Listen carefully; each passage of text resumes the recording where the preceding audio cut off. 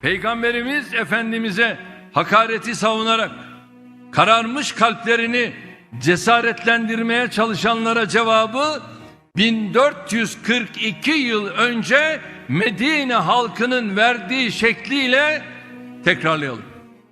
Tala'al bedru aleyna, ay doğdu üzerimize. Min seniyyetil veda, veda tepesinden. Vecebe şükru aleyna, şükür gerekti bizlere. Ma da'a lillahi da, Allah'a davetinden. Eyyuhel meb'ûthü fînâ, ey bize gönderilen elçi. Ci'te bil emril muta, yüce bir davetle geldin. Şerraftel Medine, geldin Medine'ye şeref verdin.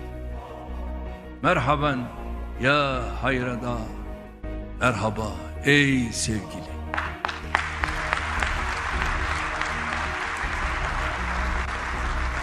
Evet, Mekke'ye, Medine'ye, Asya'ya, Afrika'ya, Avrupa'ya, tüm dünyaya, tüm alemlere ve tüm zamanlara şeref veren Peygamber Efendimiz'e yapılan saldırılara samimiyetle karşı durmak bizim şeref meselemizdir.